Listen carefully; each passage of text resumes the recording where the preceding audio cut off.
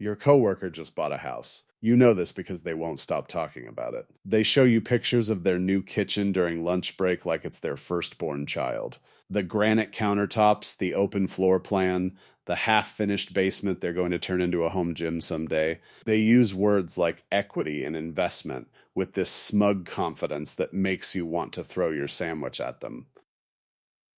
And you smile. You congratulate them. But inside there's this gnawing feeling, that quiet voice asking, why haven't I done this yet? What's wrong with me? Welcome to Noble Invests. My name is Noble. Nothing is wrong with you. What's wrong is that you've been sold a lie so pervasive, so deeply embedded in the American psyche, that questioning it feels like heresy. The lie is simple: renting is throwing money away and buying a house is building wealth. Today, we're going to mathematically destroy that lie. Because once you see the actual numbers, you'll realize that for most people in 2026, buying a house isn't an investment. It's a trap disguised as adulting. Let's start with the phrase everyone loves to throw around: rent is just throwing money away. You've heard it from your parents, your uncle at Thanksgiving, that guy at the gym who definitely shouldn't be giving financial advice. The logic seems airtight. When you rent, you pay money every month and get nothing back. When you own, you're building equity. You're investing in your future. Except that framing is so dishonest, it should be criminal. Here's what they don't tell you. When you own a house, you are also throwing money away. Lots of it. You're just throwing it in different directions, so it's harder to see. Let's break down where your mortgage payment actually goes, because most people have no idea. Say you buy a $400,000 house with a $350,000 mortgage at 7% interest over 30 years. Your monthly payment is roughly $2,330. Sounds manageable, right? But here's the part that will make you nauseous. In year one, you're paying about $2,000 per month in interest. Only $330 is going toward the principal, the actual house you supposedly own. That means $24,000 of your annual housing cost is pure interest. Gone. Evaporated. Thrown directly into the bank's vault. But wait, there's more. Property taxes on a $400,000 house average around $4,000 to $6,000 per year, depending on your state. That's another $400 to $500 per month you're not getting back. Homeowner's insurance, add $150 to $300 monthly.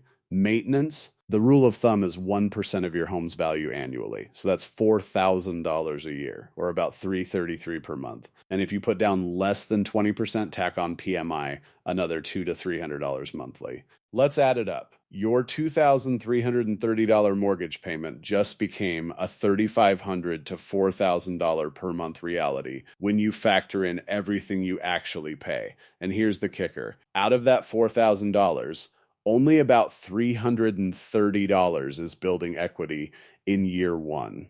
The other $3,670 thrown away into interest, taxes, insurance, and repairs. So when someone tells you renting is throwing money away, what they really mean is renting is honestly throwing money away, while owning is throwing money away while pretending you're not. Now let's talk about opportunity cost, because this is where the math gets truly brutal. Let's compare two people. Person A rents for $2,000 per month. Person B buys and pays $4,000 per month in total housing costs. Person B is spending $2,000 more every month. What happens if person A takes that extra $2,000 and invests it over 30 years? Assuming a conservative 7% annual return, that $2,000 per month becomes roughly $2.4 million.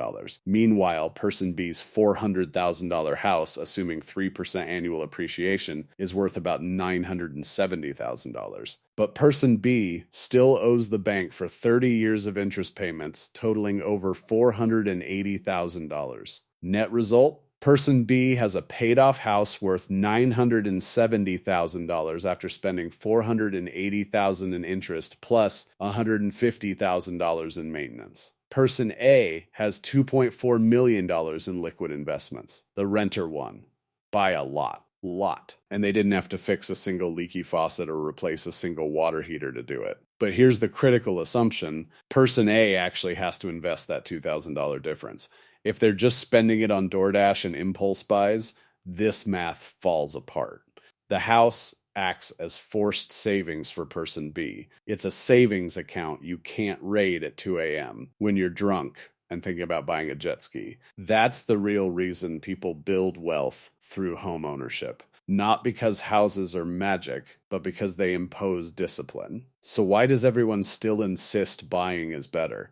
Because the people giving you advice profit when you buy. Real estate agents make commission on the sale price, not your long-term happiness. Mortgage brokers get paid when you sign. The bank makes a fortune on 30 years of interest. Your parents bought their house in 1987 for $90,000 and it's worth $400,000 now, so they genuinely believe it was a great investment. They forget to mention they paid $120,000 in interest and $60,000 in maintenance over those decades. Nobody has an incentive to tell you the truth, which is that in most markets in 2026, buying only makes sense if you're planning to stay for a decade and you have enough income cushion that the hidden costs won't drown you. But what about people who actually can afford to buy? Let me show you why even they're trapped. Meet the Johnsons, a dual income couple pulling in $180,000 a year. They're solidly upper middle class. They bought that $400,000 house we've been discussing. On paper, they're living the dream. In reality, they're drowning. The Johnsons take home about $11,000 per month after taxes, retirement contributions, and health insurance premiums. Sounds comfortable until you start subtracting. Mortgage, property tax, insurance, and maintenance, $3,200. 2 car payments because they both commute, $850. Student loans, $750. Daycare for 1 kid, $1,400. Groceries, $900. Utilities for a larger house, $520. We're at $8,250. And we haven't touched clothing, medical co-pays, or the psychological need to occasionally pretend you have a life. They have $2,750 left for everything else. Emergency fund? They're trying, but the VAC died last year and wiped it out. The Johnsons are making nearly double the median household income, and they feel broke.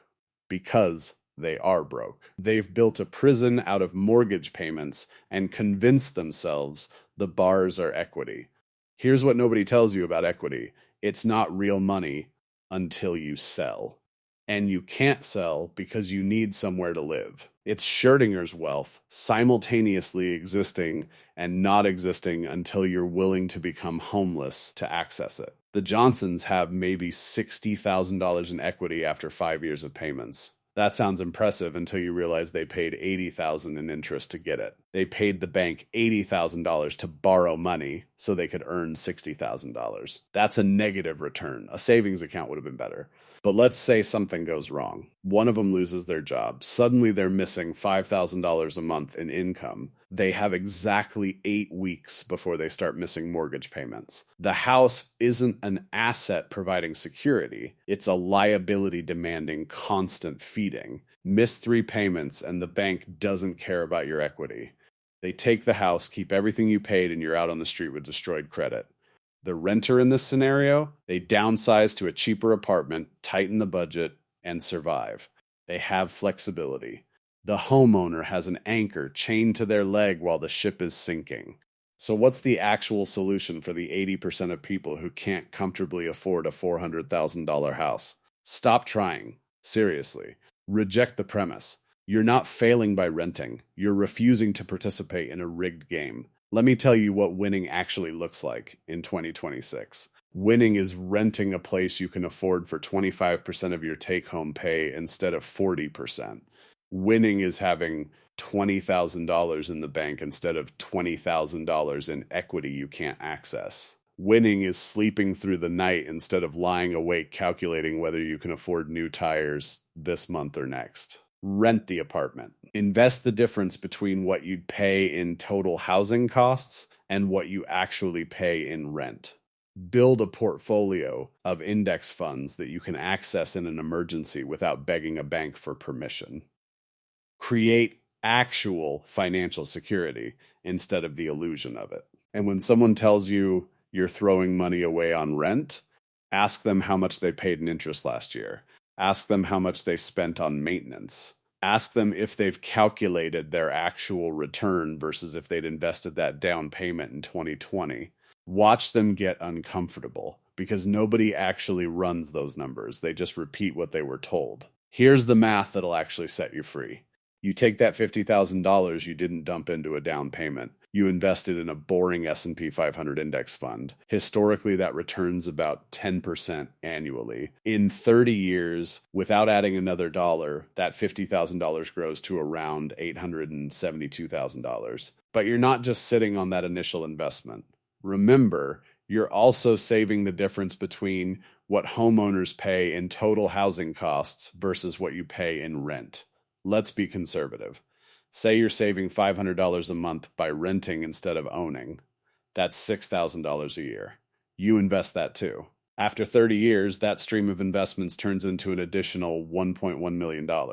Your total? Nearly $2 million. Meanwhile, your friend who bought the $400,000 house, their house might be worth $1.2 million after 30 years of appreciation. Sounds good until you realize they paid $595,000 in interest alone on their mortgage. They spent $150,000 on maintenance. They paid $180,000 in property taxes. Their actual profit after selling, maybe $275,000 if they're lucky. You have $2 million in liquid assets. They have $275,000 trapped in a house they have to sell to access. You won by a factor of 7. But nobody talks about this because the real estate industrial complex would collapse if people did the honest math. The real flex in 2026 isn't owning property. It's having options. Liquidity is freedom. Equity is prison with better PR. This isn't about giving up on home ownership forever. Maybe in 10 years the market corrects. Maybe your income triples. But right now, today, forcing yourself into a $500,000 mortgage you can't afford isn't building wealth. It's building a very expensive trap decorated to look like success. Run your real numbers. Calculate what you'd actually pay in total housing costs. Compare that to your rent plus investing the difference. Be honest about your income stability and your actual expenses. And if the math says renting wins, then rent. Not because you failed, but because you refuse to fail by following advice designed for someone else's economy. If this changed how you think about the biggest financial decision of your life, hit that subscribe button. I'm breaking down the math they don't want you to see every week here at Noble Invests. Drop a comment. Are you renting or trapped in a mortgage? Let's talk about it.